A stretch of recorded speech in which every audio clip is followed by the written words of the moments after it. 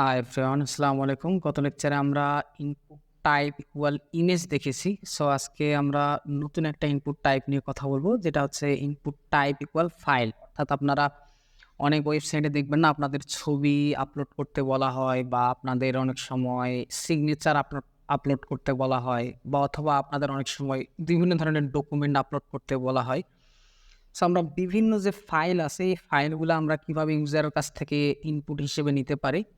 So আমরা যদি উপরে কোডে যাই, কোডে আমরা দেখতে পাচ্ছি select your birthday, select your time. আমরা যদি দেখি আমরা কোথায় নিতে পারি ফাইলটা, আমরা কালারের উপরে ফাইলটা নিতে পারি বা কালারের নিচে নিতে পারি। আমরা কালারের নিচেই নিচ্ছি।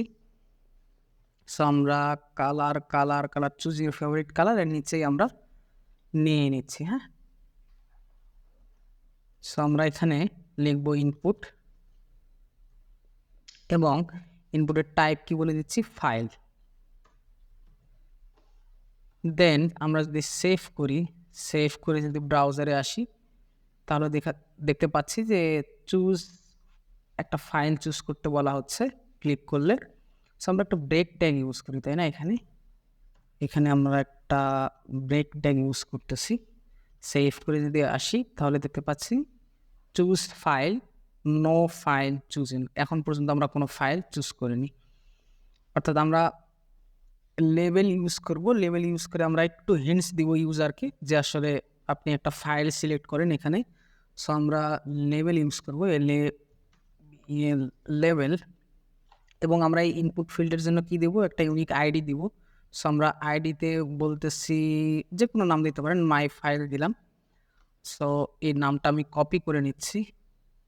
কপি করে নিয়ে আমি ফর অ্যাট্রিবিউটের ভ্যালুতে আমি বসাই দিব, এবং আমি 2 লেভেলের মাঝখানে লিখতেছি সিলেক্ট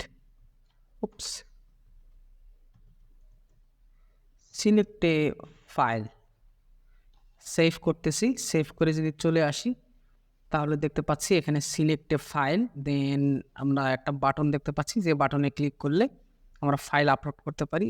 আমরা আরও কিছু নেসেসারি অ্যাট্রিবিউট লিখি, এখানে নেম অ্যাট্রিবিউট ব্যবহার হবে, এবং আমরা সার্ভারে কি নামে ফাইলটা পাঠাবো, এখানে বলতেছি মাই ফাইল,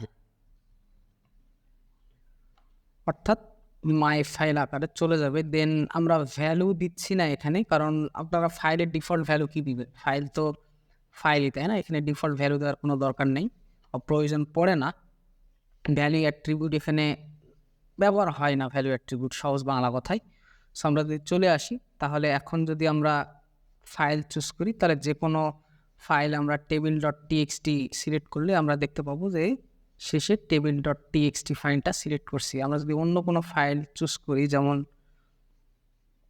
আমরা যদি আমাদের সিএফটিতে এবং ফর্মে যাই, ফর্ম থেকে ইনপুট আমরা যদি এই ইমেজটা সিলেক্ট করি, তাহলে icon.png দেখাচ্ছে। অর্থাৎ আমরা ডিফারেন্ট ফাইল টাইপ আমরা এখানে সিলেক্ট করতে পারি।